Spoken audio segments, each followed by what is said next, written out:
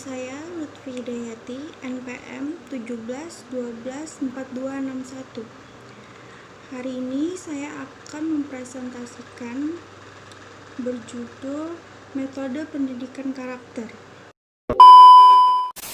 Pendidikan karakter menurut Doni Kusuma itu ada 5. Yang pertama, pengajaran. Mengajarkan pendidikan karakter dengan cara memperkenalkan konsep-konsep nilai. Pemahaman konsep merupakan bagian dari pendidikan karakter karena dengan pemahaman konsep yang benar berarti dasar bertindak dan berpikir juga benar. Yang kedua, ada keteladanan. Dalam mengajarkan karakter tidak berhenti pada pemahaman konsep saja, melainkan nilai tersebut juga harus menampakkan diri dari sang guru dalam semua perilakunya. Terus yang ketiga ada menentukan prioritas. Sekolah menentukan nilai karakter yang akan ditampilkan sesuai visi, misi, dan tujuan sekolah tersebut, sehingga menjadi kekhasan sekolah.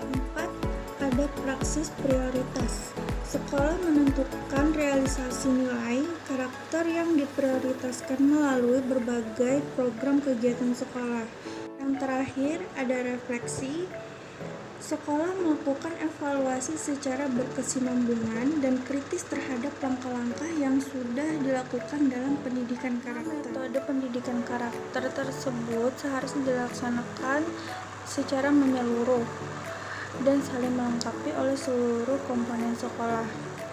Kepala sekolah beserta jajarannya, guru, staf, administrasi, satpam, dan juga siswa.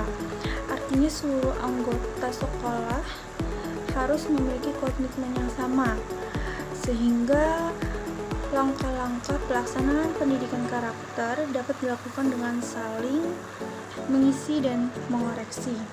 Karakter-karakter yang baik harusnya dapat dipelihara. Hal pertama yang dapat dilakukan untuk membentuk karakter seorang anak adalah di rumah. Ketika usia mereka di bawah 7 tahun adalah masa terpenting dalam menanam karakter pada anak. Dalam hal ini orang tua atau keluarga perlu menanamkan karakter tersebut sehingga pembangunan watak, akhlak, atau karakter mulai tumbuh dan dapat berkembang dalam kesehariannya.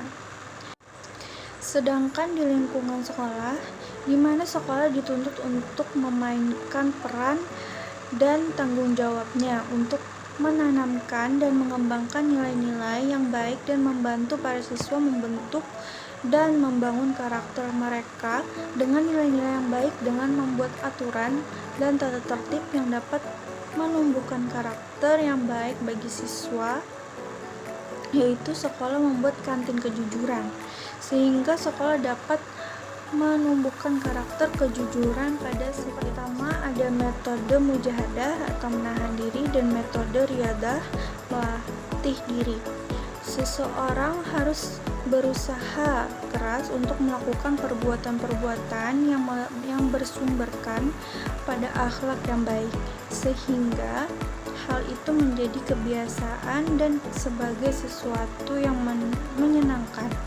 Metode pembiasaan atau ikhtiar ini dipandang sebagai cara yang paling efektif untuk mencapai sifat jiwa. Yang kedua, metode pertemanan atau pergaulan. Metode ini didasarkan pada asumsi bahwa manusia memiliki tabiat meniru. Jika seseorang bergaul dengan orang yang soleh dan baik, akan tumbuh kebaikan dalam. Ada beberapa model pendidikan akhlak dalam Al-Quran, diantaranya yang pertama adalah model perintah. Perintah yang terdapat dalam Al-Quran mengarahkan sikap dan tingkah laku manusia ke taraf yang lebih baik. Terus yang kedua, model larangan.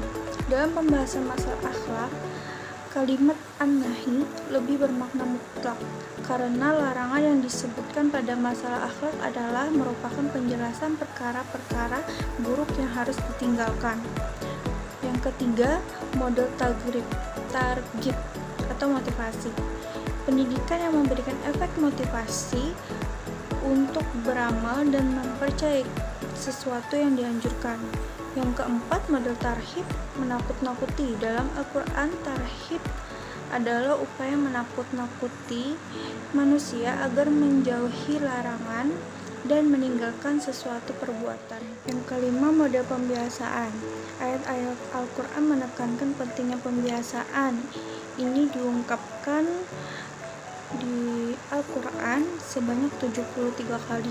Bisa diterjemahannya dengan kalimat, mereka selalu melakukan amal kebaikan atau membiasakan beramal soleh.